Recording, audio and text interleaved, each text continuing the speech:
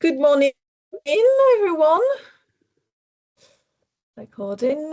I'm just thank you for joining the webinar today. I'm just going to wait a minute or so as we got a few more people who are joining in, and then we'll kick off the session.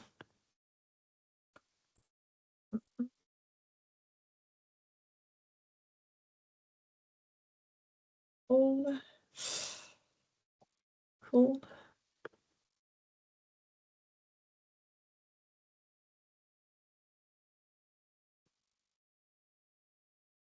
Janine, maybe you can help me when I start to manage the.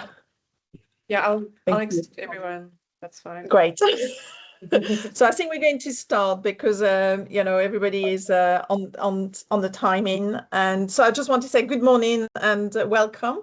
For those who don't know me, I'm Christelle Guibert, and I lead the global judging program at the IWSC. I've been with the IWSC for about 7 years or 8 years now.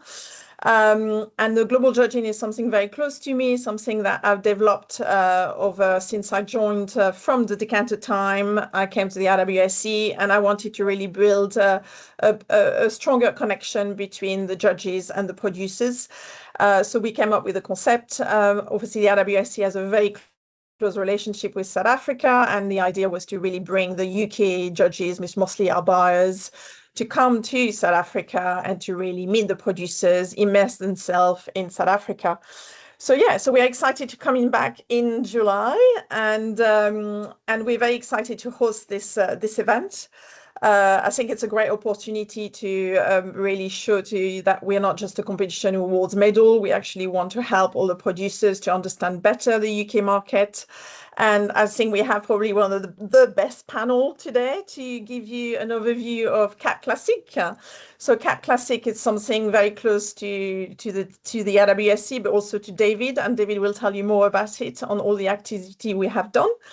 But yeah, so we really wanted to share this with you, and this is why I'm excited to introduce obviously David Kermode, who will be moderating the webinar, and obviously Victoria, that you all know, Victoria, who's been working with us for quite a few years now, and obviously the buyer of the Wine Society. Then we've got Beth Kelly, who Tesco. But has so many experiences in sparkling wine, previously at Majestic. Then we've got Alexandra from Waitrose. And they're going to basically, and we've got Janine as well. I think many of you know Janine, who has been, working with us for quite a number of years and look after South Africa among other countries as well. And so David, I'm just going to pass you over to kick off the session. Okay, thank you very much, Christelle. Well, hello, everyone. Thanks ever so much for joining. And we've got a great turnout as well, which is really exciting. So just to set the scene, my own journey with what was then called Method Cap Classique, of course, began well over a decade ago when I went to a friend's house for dinner, served a glass of what I assumed to be champagne. Bloody hell, that's good, I said. It's not champagne, said my friend. It wasn't much more than a tenner. This is 10 years ago. It's got a funny name and it's from South Africa. The manager at Majestic told me about it. And that was my introduction to Cap Classique. And there, in a nutshell, is the dynamic in the UK. We love our bubbles, but we're quite tight when it comes to spending. We're not very daring with learning new words, but we do have a really open mind with new things. I'll ask our panel later whether that's a fair nutshell. I think it is. Scroll on to 2026. Cap Classique still feels like a new name in the wine lovers' lexicon.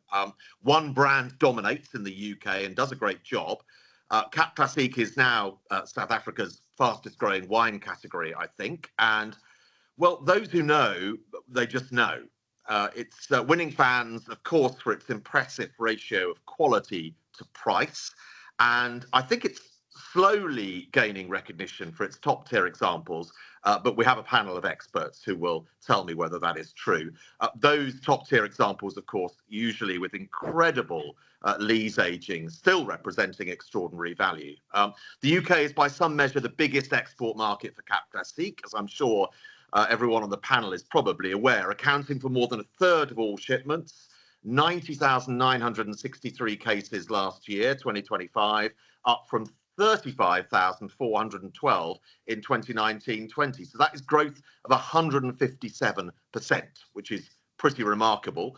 Value is growing even faster than volume, so that signals a degree of premiumisation, of course, and not discounting.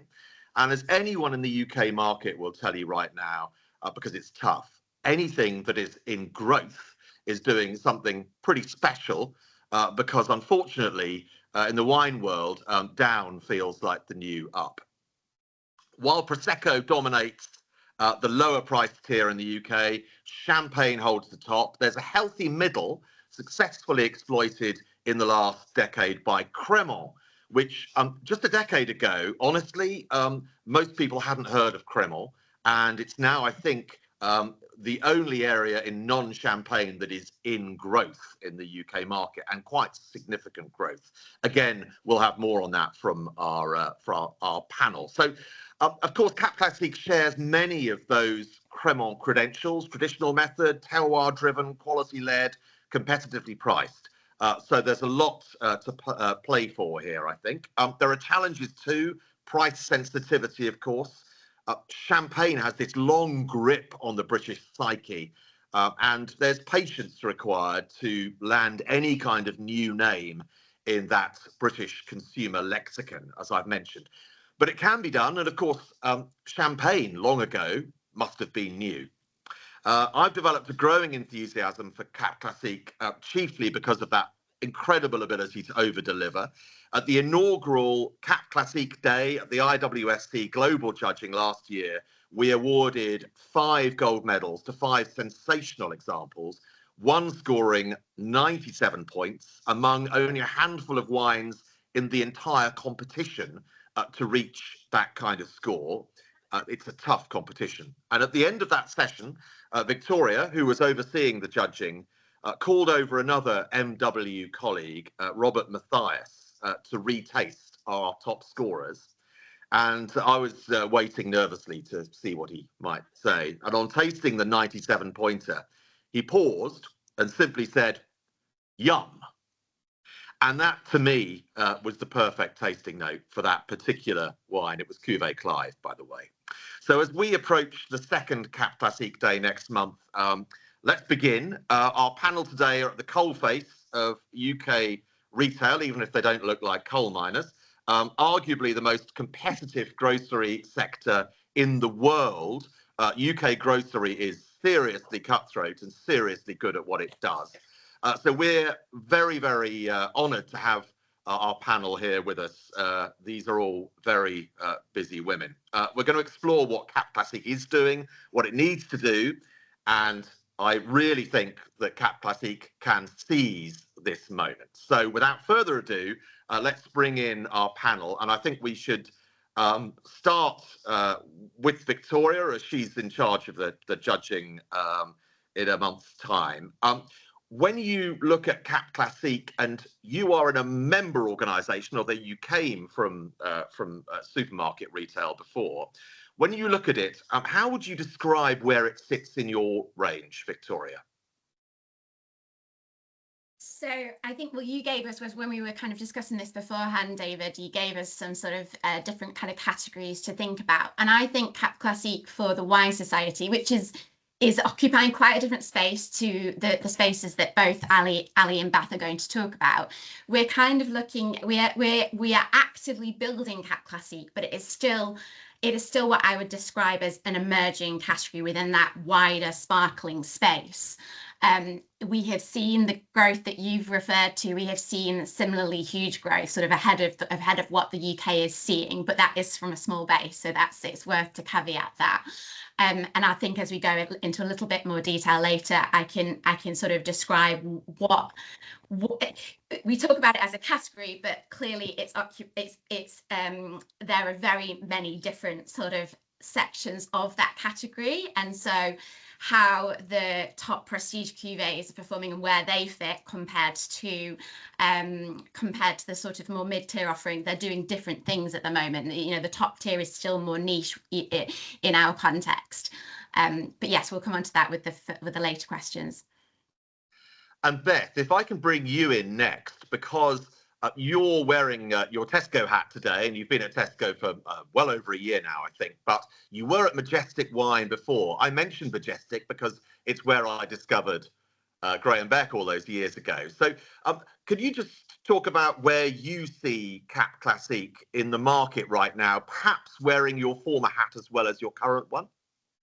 Yeah, it's interesting because depending what retailer I'm basing this on, it is quite a different answer. So at Majestic, if you take out champagne from the sparkling industry, the sparkling side of things, the top three categories in Majestic for sparkling wine were English sparkling wine, Kermode, and Cap Classique. So above Prosecco and Cava. At Tesco, it's really quite different. Majestic, we had 3 different brands, and at Tesco, we only have the one brand as well.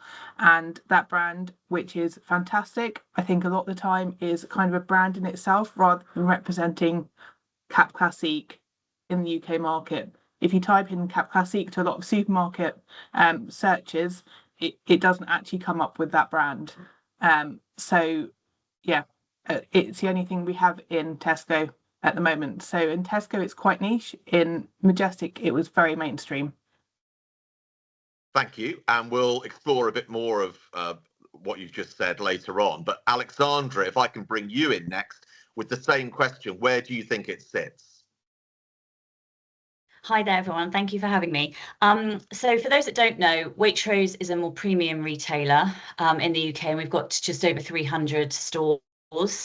Our aim at Waitrose is to sort of have the range, breadth and expertise of an independent, but within the convenience of a supermarket setting. That is our mission and our ethos. Having said that, like Beth just mentioned at Tesco, we do only have 2 Cap Classique SKUs, and they are both from the same major brand.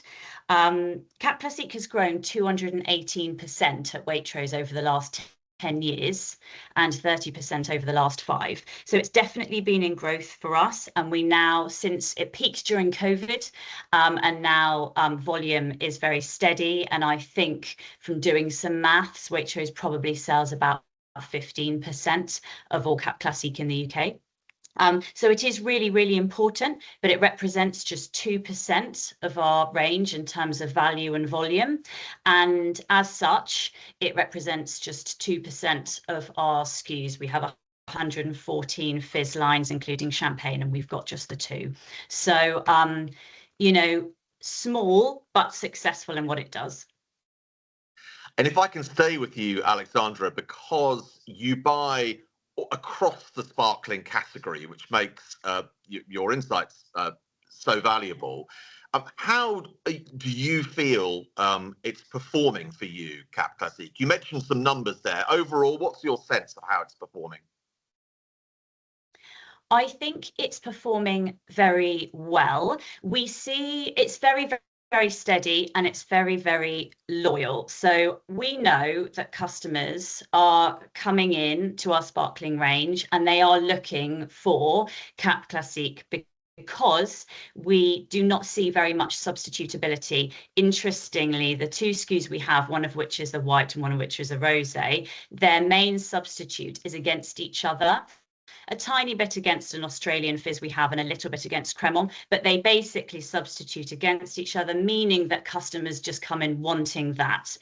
However, that would lead you to believe that we should list more Cap Classique, because if you've got such a loyal customer for it and they're substituting just with each other, then you should list more, give customers more of what they want.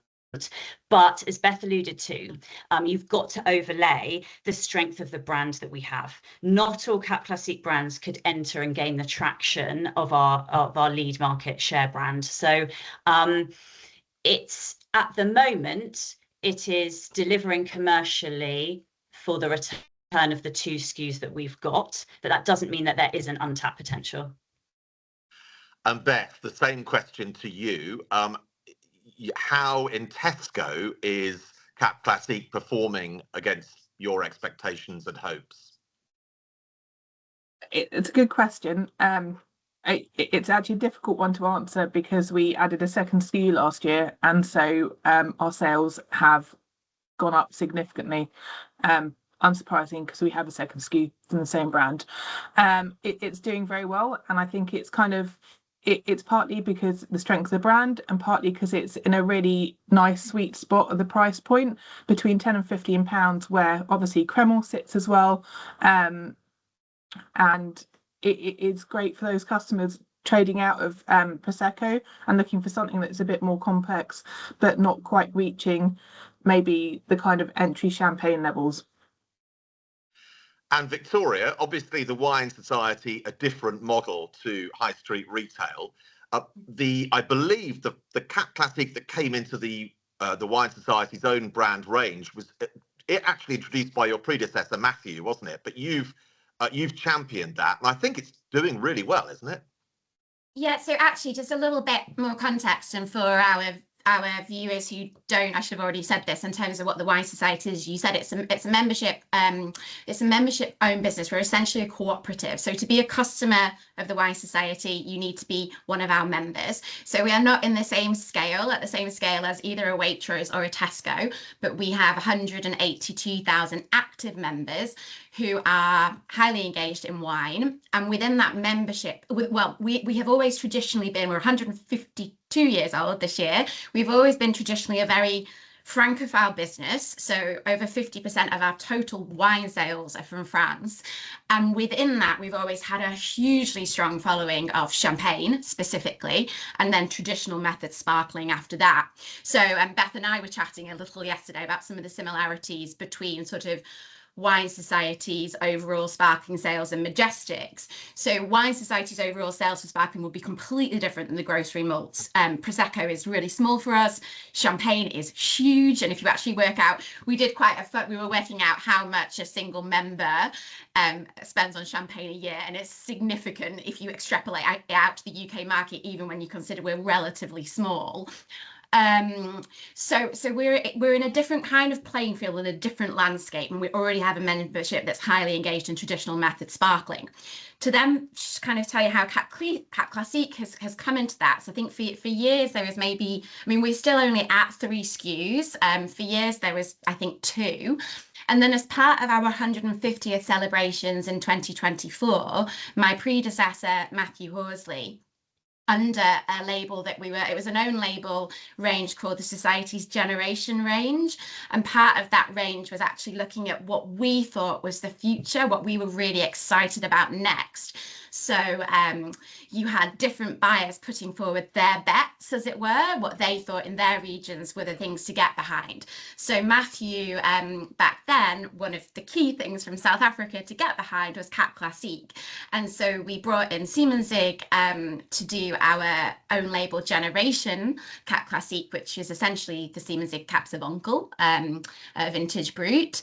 And that did so well under that label, it sold out far too quickly, that then Matthew decided to bring that into our own label range. So now we don't have the Siemensig Caps of Uncle, we have a Society's Exhibition Cap Classique. So that only launched in September. As you rightly say, yeah, it's doing brilliantly. Unfortunately, we were sold out for Christmas because it was so far ahead of expectation when we had so many critic recommendations. We're sold out at the moment as well. So we need to kind of get the forecasting has been somewhat tricky. But that growth is fantastic, but it is driven by that SKU. We have a simple kind of good, better, best hierarchy. So that's priced at £12.95. We go up to 20, and then at the top currently of my hierarchy, I have a £33 wine. So it's quite a simple kind of functional hierarchy, but it's to sort of give that option, but the volume and the growth is coming from that own label SKU. But that said, for us, in putting it under an own label where Cap Classique is the key driver, we obviously talk about Siemensig as part of that, but Cap Classique is the name and it's on the front of it. We are actively trying to get members to understand the category and buy into that category. And within sparkling, our sparkling sales are dominated by our own label wines. So we know that we can convert members that are already buying into our Saumur Brut, our Society Champagne, our Kermode de Loire. We know that we can convert that and kind of tell the story. And I think this for us is therefore then the foundation to further grow Cap Classique at levels above that. But to kind of tag on to Beth's point, the sweet spot really is that sort of 12 to 15 pounds in terms of getting people for that first engagement and first understanding of the category. Right. I knew it was sold out because I've just been buying wines for a consumer tasting. I think it's you. I think you've been buying. Well, yeah, I was gutted to find it was sold out, but that's a good, but well done you for selling it all. Beth, you have across the country several thousand stores. You have, I think, a store in 3,000. every postcode. How many? 3,000. 3,000. Yeah, and you have a lot of small stores, and you have, shelf space is very precious. You have to be obviously very focused about what you're putting on the shelves. So, what does Cap Classique need to do to justify its shelf space and to earn more? Oh, okay, that's a good question. I mean, obviously, I'm looking at it from the fact we only have one brand at the moment, but not just Cap Classique, but anything. Obviously, you need the rate of sale. We'll be looking at it versus all the other categories, and that's usually a mixture of how it does on promotion as well as off promotion, and the profit it makes for the shelf space. So I think it just needs more visibility generally. The brand that we have has quite good distribution in our main estate. To be honest, getting into express stores is quite difficult because the shelf space is very, very limited there. And that tends to be kind of dominated by champagne and Prosecco. Mm-hmm. And Alexandra, you in Waitrose, not necessarily you personally, but I suppose it is you personally, achieve a miracle by seeming in stores that are generally smaller supermarkets than, say, a standard Tesco supermarket, you seem to pack an awful lot of different SKUs onto your wine shelves. So same question to you. What does it need to do to justify and to earn more space? Yeah, I think, sometimes they can look quite cluttered, can't they? Basically, in most of our branches, we have 2 bays for fizz, one of which is essentially champagne and Kermode. And so we're trying to cram the rest of the world's fizz into normally 1 bay. 5 shelves, 5 foot. It's really small. You've got to fit all your Proseccos, your Cavas, your England, and New World in. Now, our Cap Classique sits within our New World, so it's surrounded by our Australian and New Zealand fizzes, and it's at eye level with Cava below and England above. So it's got really good shelf positioning, and I think that obviously helps it to thrive. But as Beth said, you're always looking at the commercial return for every single line. They've got to earn their place. And I just think, we're getting into the conversation now, aren't we, about, how do we better educate customers? How do we build brand Cap Classique? For our customers, I think Prosecco is a brand. That's a brand. Cava brand. Kermode is a brand. Cap Classique is not yet a brand. You've got this incredible market leading brand to ride off the coattails of, but they, as Beth said, are their name, and it's not really translated as well as it could have done into Cap Classique and what that means, and that it's from South Africa. Many Cap Classique labels have South Africa very, very small on the front label. I don't think if you asked most people in the UK who are just average Joes whether or not they understand the word Cap Classique and whether or not they know that it is from South Africa, I think most people would not have a clue. And so it's building up Cap Classique as a brand in the same way Marlborough did with Sauvignon, one single, very easy to understand message, Marlborough equals Sauvignon equals New Zealand. That's where we need to get to. But what I would say is you've got this incredible brand, and that helps build brand stories, and that helps drive premiumization in a way that brand Prosecco can't. So brands are incredibly useful at helping drive the category in the right direction. Yeah, it's Can a I really just good point. jump in, David? Yes, of course. Do you mind if I just jump in? Because actually, I think, well, brilliant points made by Ali there. And one of the things I was thinking about yesterday in this, and you said it, Ali, when you said Prosecco is the brand. Actually, almost within the UK market, Cap Classique is sort of the opposite to Prosecco. If you asked a customer to name a Prosecco brand, I really don't think they could. As you said, there's very little brand loyalty within Prosecco. It's just Prosecco, and actually that's also so it's a kind of it's generic. It has that sort of genericism to it. Cap Classique is the opposite way around, as Ali articulated really well, in that it is the brand. The brand is Graham Beck. The customer doesn't necessarily think of Graham Beck as Cap Classique, and in fact, I've heard family members as well saying, "Oh, Victoria, I've got the champagne," as they hand me Graham Beck, and I think, "Oh, I've got my work cut out here."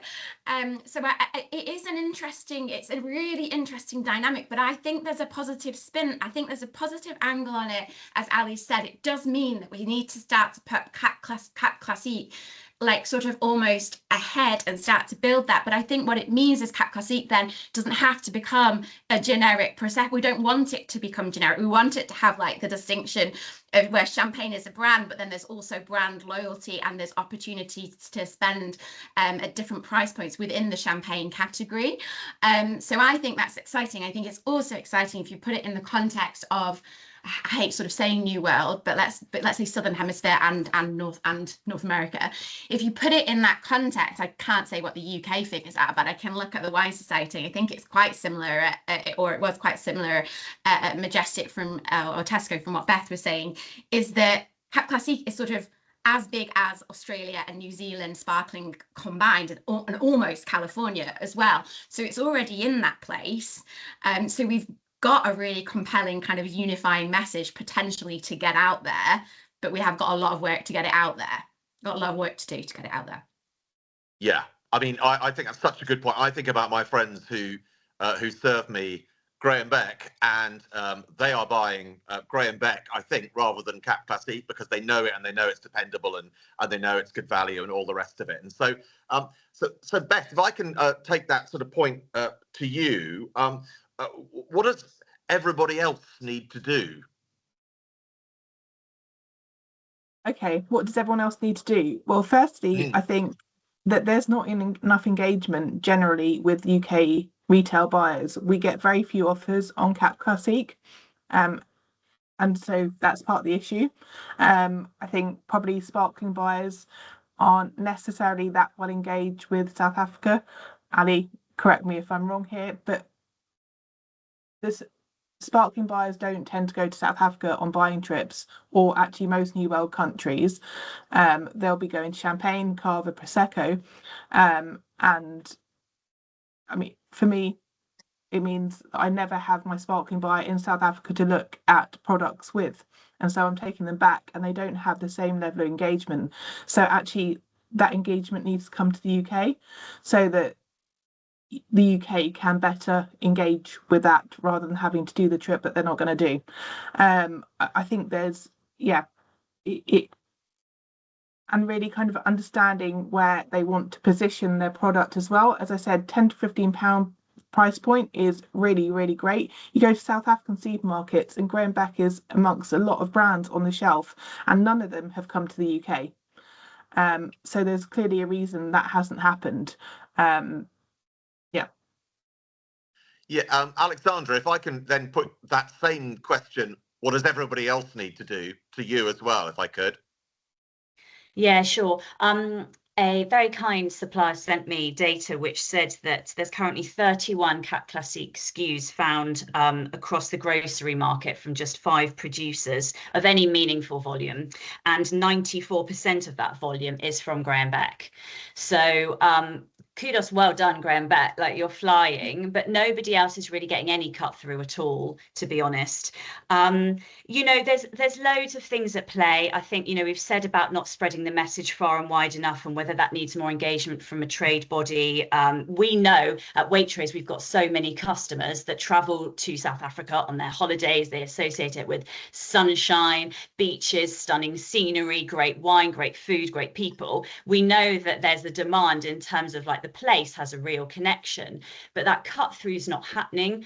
I think that some labels are uninspiring. I think some brand names are very hard to pronounce. And a lot of the commercials that I've seen are all very, very similar. They all sit at around a very similar price point. So in a way, everybody's directly competing with each other. And what therefore makes that new brand stand out? What is that story? How would it align with Waitrose's values? How can we explain it instantly from the label? Because we're not like the Wine Society or an independent shop. We can't hand sell it in the same way. That label has an awful lot of heavy lifting to do. And I just don't think that we see the inspiration that we would like to be able to instantly think, wow, that's going to work. That's all so valuable. I can see questions coming in. Christelle is keeping an eye on the questions, and so Yeah, your questions won't be ignored. Don't worry, we will try to get some of those, but it's really good to keep this flowing because we're getting so much that's so valuable. Victoria, if I can bring you in on Kermode, am I right to say that a decade ago most people didn't know what Kermode was? Do you think? I think that the rise of Kermode, I mean, and also Ali will know this from a Waitrose perspective, I think the rise of Kermode has been in the last, it's really been since sort of 2015, 2016 is when it has rocketed. I think we probably, well, we had a stronger base already at the Wine Society. At that point, I was at Waitrose, but that growth has literally just been in the last 10 years. And if you actually think about when those Kermode appellations, because I know one of the questions you want to ask was around how long is this going to take to kind of get Cap Classique's recognition. But those first, so Kermode de Loire, Kermode de Bourgogne, those appellations were created in the 70s. So sort of 50 years ago, if you think that the Cap Classique Association was founded in the early 90s, it's not that long later, but it has only been the last decade that Kermode has taken the UK and not just the UK, obviously the French market is huge for Kermode, by storm. So it can happen quite quickly. It also has correlated with a lot of price pressure on champagne, with champagne pricing going up, and that has, at the end of the day, a lot of what has driven Kermode's success, certainly I don't think just in the UK, but in the European market, has been around the fact that it's been positioned either by retailers or by the media or sometimes by the producers themselves as the affordable champagne, made like champagne but half the price of champagne. So the fact that Kermode's growth has correlated with, as I say, prices going up in champagne has sort of created a perfect environment for that engagement. But I think it's also worth going back to Beth and Ali's point about price point. Although Kermode is in significant growth in the UK, the average price point is just over £10. So while that's higher than Prosecco, and that's great, it still shows you the price point we're talking about when it comes to volume for sparkling, I guess. Yeah, absolutely. I've got friends who are wedded to particular Kermode. They understand what it is. They know it's traditional method, and they don't really want to pay more than £10 for it, which is quite depressing in some respects. But you know, that's the market. You know, so Beth, you sell an awful lot of Kermode, I would imagine, at Tesco. Is there a parallel path for Cap Classique, do you think? Absolutely, yeah. Yes, we do sell a lot of Kermode, and it's in massive growth for us. So it's up 60% on the last year. So yeah, still massively rising. Yeah, I think around £10, David, you're right. But customers will trade up to £15 if they're looking for something of really good quality. But as I say, it is very promotionally driven. So 60% of sales are on promotion. So that's something to bear in mind. I think that is very much kind of a supermarket world. We sold a lot more off promotion at Majestic. But yeah, £10 to £15, really, really key price point. And I think, and at the moment, Graham Beck, obviously, that we keep mentioning, fits very nicely in that price bracket. And there are other brands there as well. Can I just say, by the way, Mr. Bubbles is listening and he's been sharing some amazing, really good comments, which I will share at the end. Brilliant. That we will actually add part of the recording, because there's some really valuable comment to share to other producers as well. While there's a couple of questions that I will address at the end, but there's actually some really good comments, which are probably more targeted to producers, which I will obviously share to everyone after this webinar. Fantastic. So, Alexandra, you sell oceans of Kermode at Waitrose, I would imagine too, certainly based on going to your press tastings. So is there a parallel path for Cap Classique? Yeah, I think there absolutely is. Yeah, I mean, Kermode has exploded. Actually, we've got a very loyal following and always have done at Waitrose, but we've listed more SKUs based on the back of demand. It grew at 15% last year alone, off a very, very high base already. So yeah, Kermode is flying. I think historically customers just treated it like a baby champagne. It was like a dupe for champagne. Effectively, it looks, acts and tastes a bit like champagne. And nowadays, I think that has changed. Our customers are looking for the differences between a Loire, a Burgundy, a Limoux. Like I think they understand it, they get it, and they want to try them all. So, you know, but I think historically it really, really helped that it being French effectively and made in the same way. I think that for any buyer, you know, Cap Classique should capitalise on the fact that we can grow the average item price, because Kermode does sit just below it, and everybody's looking to premiumise. You know, all supermarkets, all retailers want that, to put more money through the till, and Cap Classique is perfectly positioned for this. All I'd go back to is, there's no point being an exact copycat for the market leader. You need to carve your own niche in your own way, and that might sit at a slightly different price point. Maybe we want to premiumize slightly more, or maybe we need a slightly more value option.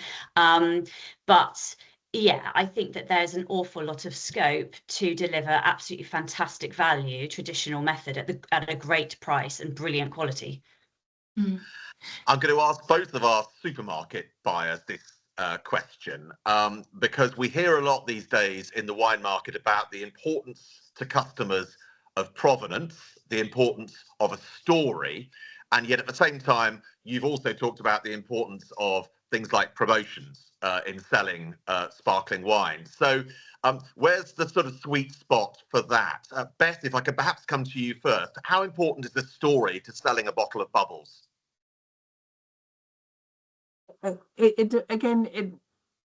answer is different depending if I'm talking from Tesco point of view or from Majestic point of view. So from a Tesco point of view, the label and the price point is much more important than the story behind it. There's no way of telling the story on the shelf edge, and so it has to be that kind of very visual, obvious thing. At Majestic, where you have store staff that can sell the story, they have wines open for tasting, that story becomes significantly more important and had a massive effect on sales. I'd say it's funny because even things like press recommendations at Tesco are much less important than they were at Majestic, because just of the way the customers are interacting with things, and things being on promotion, will see a massive increase in sales versus a write-up from journalists. Competition medals are obviously incredibly important to us, so get featured on our website. It's very visual at Tesco. Yeah, I can imagine. And those medals, I mean, there's plenty of evidence that those medals on a crowded shelf really do help drive customers. I see it from the people I interact with in consumer tastings, and from my own friends and the people I know who buy wine. Alexandra, the same question to you. You are still a supermarket, slightly different one to Tesco, as you said earlier on, but how important is a story to selling Cap Classique? Just on medals quickly. stickers on bottles, please, which I know everybody absolutely hates doing, and that's really uncool. But that is the most important thing, because we can leverage something online. We can put what we call a medal barker on the shelf edge for like 4 weeks, but beyond that, then everyone forgets about it. So actually, stickers on bottles is what's going to make a real difference. That would be a plea from me. Very good point. Which also means you need to enter the wine that's available for sale, because sometimes it wins a medal and you're moving vintage and then you can't actually celebrate that fact. Yeah, not too many medals. Not too many medals on bottles. Not those one where you've got like 6 things at the top. Key, important Just the competitions IWSC. only. Just the IWSC. Yeah. Well, you're right, Crystal, in that, the medals from like recognized, like really, highly sought after awards, not some, random local thing that no one is going to really understand. So yes, it does matter what the medal is my point. Basically, telling the story is really important at Waitrose. We've got really highly engaged, far-reaching media assets that we can leverage stories in. Our customers read our weekly newspaper called Your Week in Food. They read our little, what we call buyer's choice barkers next to the wines on shelf. We have like the world's most successful food and drink podcast called Dish. We've got a monthly magazine. So we are really well placed to tell the story, and we know that customers do bother to read it. But with all that aside, as we keep referring back to how it looks and feels and the story that it tells in the sense of place on the shelf, surrounded by a sea of other wines, is what's really going to set it apart.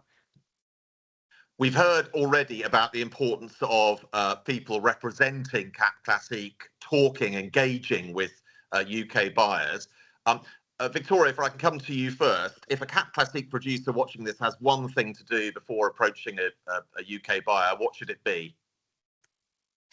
Please do your research. Come to us with a proposal that's actually targeted at me as a retailer, and the fact that I am very distinct to, that Wine Society is very distinct to a Tesco or a Waitrose.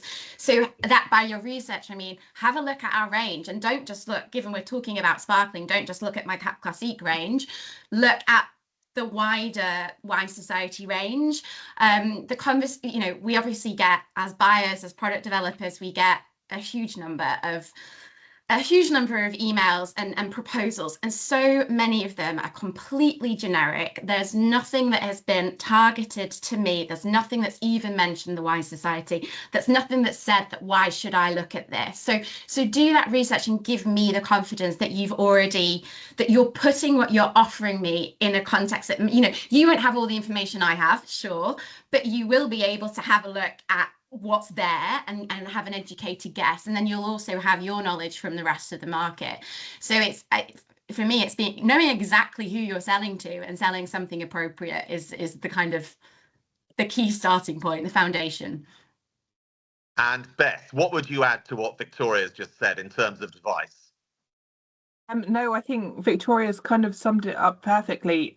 We get a lot of generally when people are trying to sell us wine, it's just like, here's the wine, here's the price, and it's not really looking at what's already in the range, what it's going to be competing against. Like, if there's something exactly the same price, do we need the duplication? Sometimes you do, because you might be promoting at different times and that kind of thing, but you need the explanation, and if there's any stats behind it that they can provide, that is really, really helpful as well, so that we can make an argument to our senior team about why we need that extra product in the range as well. And Alexandra, anything to complement the insights that have just come from your colleagues? They really have said it all. We often get lumbered with a sort of PDF without really any context at all and some sort of price. Please understand that the shelves are full. So what comes out of the Waitrose range to fit your wine in, and why? Like, what's the data behind it? What's it going to drive that something else can't? You really do need to look at it in the context of the whole range. Okay, and a final question from me before we then bring in Christelle to bring in some of the best of the questions. We've talked a lot about that 30% plus success for Kermode. That is really going great guns in the UK at the moment, and it's come from relatively from nowhere, although obviously a lot of those wines have a great history. So Victoria, what does Cap Classique need to do to try to emulate that success? Well, so I have actually want to bring in another angle here, because obviously we're all coming at this from a retail perspective, and we don't have a speaker coming at this from the on-trade and with the kind of the restaurant and the wine bar experience. But I was thinking, so Monday night, I was before dinner, I was going for a glass of sparkling wine. In this case, it was champagne, with a friend before dinner, and I was looking at it was a Noble Rot, but then we were also at the Winemakers Club in Farringdon, and I was looking at the buy the glass list, and I've got a great champagne grower champagne option, and I've got a great Kermode option now. There's no Cap Classique by the glass. So with the exception of, say South African sort of style restaurant in London like Veuve et Bacchus, I don't see Cap Classique in restaurants, and I might be wrong, and I'm stand to be corrected. I'm talking about kind of my anecdotal experience. But what we do, if we're talking about building Cap Classique and the awareness of Cap Classique, we want to get it to a place where that people are actually able to have a glass in the on-trade. And I think that the quality and the pricing lends itself amazingly to buy the glass options. Now, I know you need to go and sell to sommeliers and to restaurant groups, but we do see a flow. I think at the end of the day, we're an ecosystem, we're part of the same industry, we're different channels, but there is definitely a flow from on-trade inspiration into retail. And that would be, we're giving you our expertise as retailers, and I don't think any of us has really worked in that on-trade environment, but that would be something for me that feels like it needs a focus, and that will then work in collaboration with the work that we're doing in our respective areas. Yeah, really good point. It's sunshine in a glass, and it's just therefore perfect for buy the glass. Alexandra, what would you say Cap Classique needs to do finally, a final thought, to emulate that success of Kermode?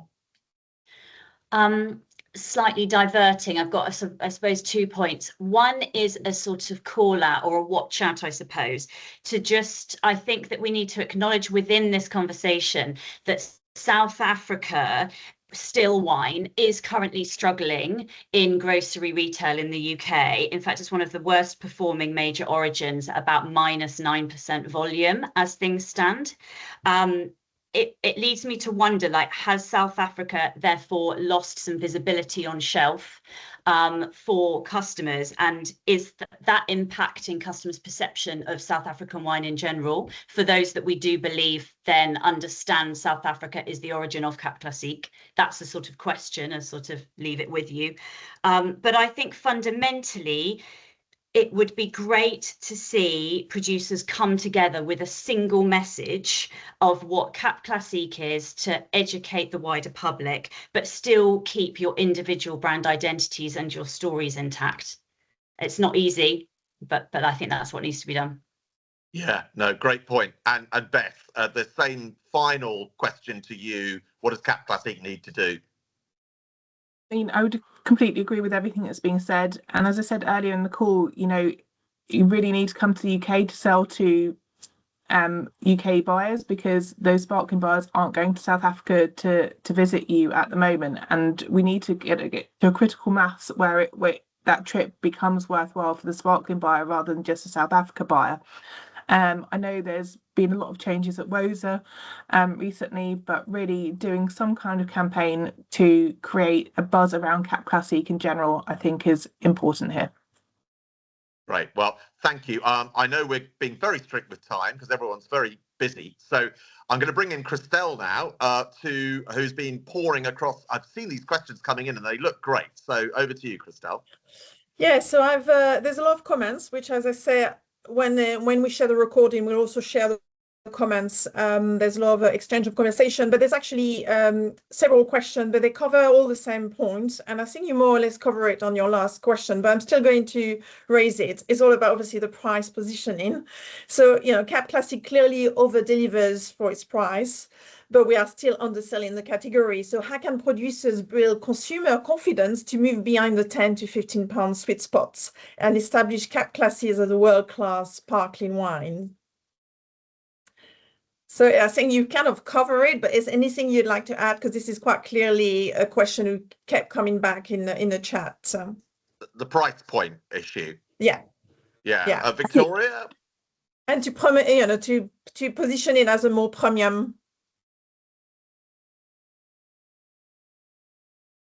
So I think so for me, I'm actually, yes, so in terms of the volume, as we said, we've talked about that sort of 12 to 15 pounds, but I think there is a real opportunity in my space and probably in the independent space. I'm still going to say 15 to 20, because the reality is selling sparkling wine, even traditional method sparkling wine, over £20 that isn't champagne is tough. But I think we can do a lot at sort of, let's even say 18 to 20. I think there's, and that's where my mid offering sits, as it were, and that does brilliantly. So I think that but again, so I think holding true to the quality piece. So I think let's think about actually where Cap Classique is distinguishing itself from say Kermode, and let's just look at like minimum lees aging, for example. I think this is really important, the fact that actually it's a minimum of 12 months versus 9 months, and actually many wines are more than that. What that then delivers in terms of texture and flavour, and actually a lot of consumers at this sort of price point are looking for autolysis. They don't call it autolysis, but they're looking for like a toasty richness. If you look at the comments, the kind of member comments I get on my wines, it often refers to that. So I think keeping that focus on the quality and is going to resonate. That's when we see repeat purchases when they're there. But when we're talking at over £20, we're then looking at much smaller volumes. I still have space to explore that in my range, but we're talking. But it's a journey, and genuinely anything over £20 that's not champagne takes a lot more work and takes a lot of time. So it is a hand sell, so which is kind of thing what Ali and Beth both said, that is a hand sell then at that point. But taking every opportunity. So say, for example, I've got a South Africa dinner tonight. We've got Johan Reinecker in town because it's the new releases of Reinecker. We're pouring our Cap Classique at the start of the dinner, and we're talking to our members about Cap Classique, and we're asking them, did they know that the first traditional method sparkling was in the 1970s in South Africa? So it's using every opportunity, and we are in a different space of that, but it's using every opportunity to kind of link South Africa in. I actually wanted to just pick up on a point of Ali said, so the grocery performance of South Africa, that's starkly different to what I am seeing at the Wine Society for fine wine for South Africa. So fine wine at over £20 in South Africa is flying. I don't know, it's very difficult to get data on the fine wine market because of it's so fragmented and lots of merchants in the UK, but we are in really strong growth. So I do think that there's I'm not yet talking about Cap Classique in that space because I'm still working on my fine wines still sales, but that growth is there, and I think there is a way that I can segue that in over time. But I really need to get people to understand what Cap Classique is before I start to push the price points and push that this has been aged for 8 years on the lees and look at the complexity that this is delivering. This can be compared to a prestige cuvee champagne. I'm not in that space yet. It is a kind of, I'm on the journey, as it were. Great. Christelle, do you want to bring in any other questions at this point? No, I think they were all related to price, but if I'm just going to add one point about the on-trade, because I do think Cap Classique, I mean, it's been mentioned, but it does miss an opportunity with the on-trade. We don't see enough Cap Classique in the on-trade, in restaurant, by the glass. We all know that in UK, people are spending less on wine. They all want the sparkling for that, to start their dinner, for that celebration moment.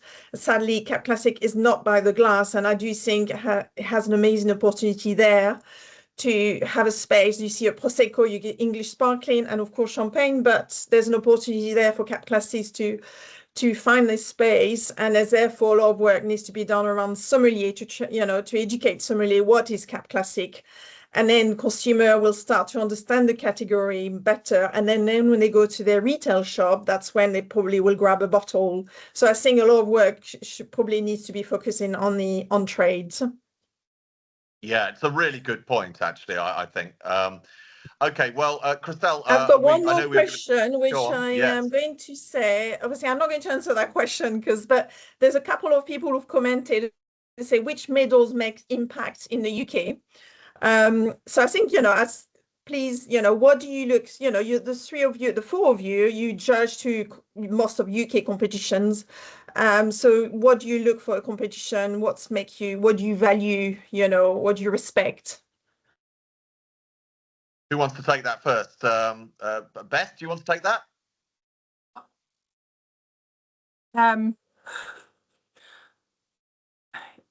I mean, look, the first thing from my point of view, how we see the wine positioning in store.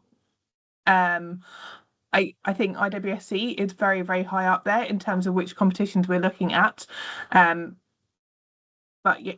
But generally silver and gold medals from UK competitions will help sales on bottles. Alexandra. For Waitrose, it would be the main ones that we can leverage the best, I suppose. So others are valid, but the ones that we can leverage are Decanter, IWSC, and IWC.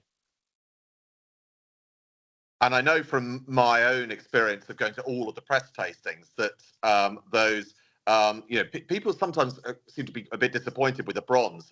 There are great wines with bronze medals. It takes a lot. It is the definition of the IWSC of a bronze is a perfectly well-made wine. And I taste those wines and I think, yeah, absolutely, that is. And they, a lot of the retailers really trumpet those medals, including bronze, in the leaflets that are given to us as journalists, as critics. So I hope that helps. Christelle, we've got 3 minutes left. Back to you again. Yeah, so I think we've covered everything. As I said, we'll share all the comments afterward, and we'll share obviously the the webinar to everyone as well.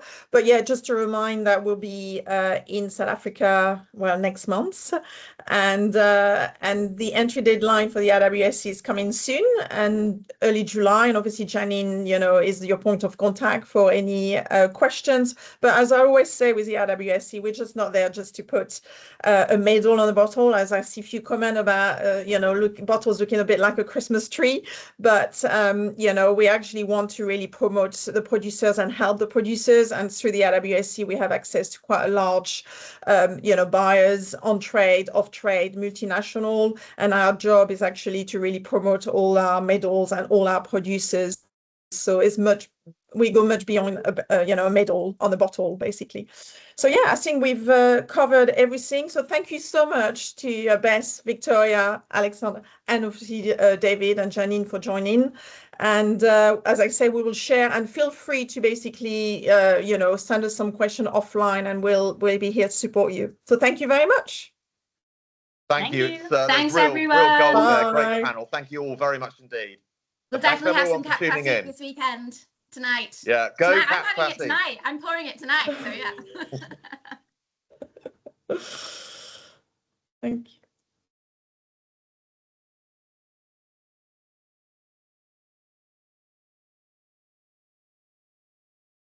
Oh, there's some nice feedback coming in as well. Yeah, some lovely comments, and I will share everything because there's some really nice conversation.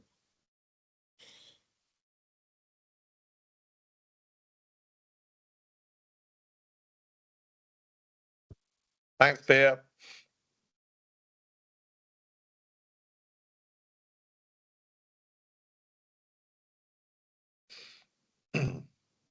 Oh, and thanks, Johan, as well. We've got a great turnout, actually. Fantastic, Janine. Really great names here joining in, giving an hour of their time. And love to see you too, Jenna. We didn't have a chance to look at all the names. That's a good turnout.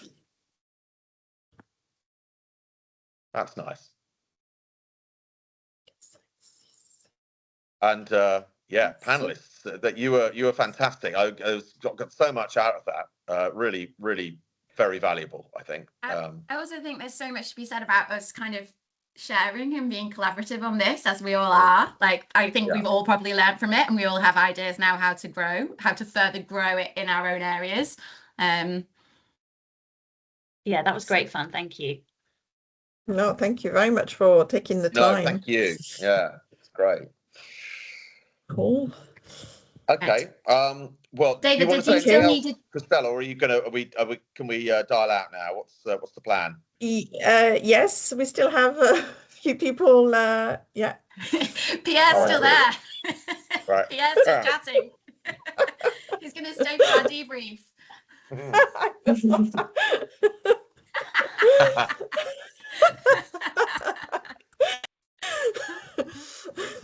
Yeah, we've got someone who wants to join in now, but I think a bit late now. So guys, if So you yeah, don't so mind thank you very leaving, we're much, just gonna everyone. do a quick debrief, but Yes. Yeah, we are going to. I am going to see We you next have month. Well, obviously we have some producers who would like to be part of our debrief as well. Yeah. Oh, I don't know if I can. yeah, we can't talk about you if you're still here. no. I don't know if I can kick the mat.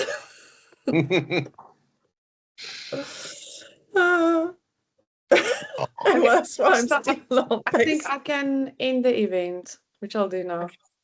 And then Oh yes. Okay.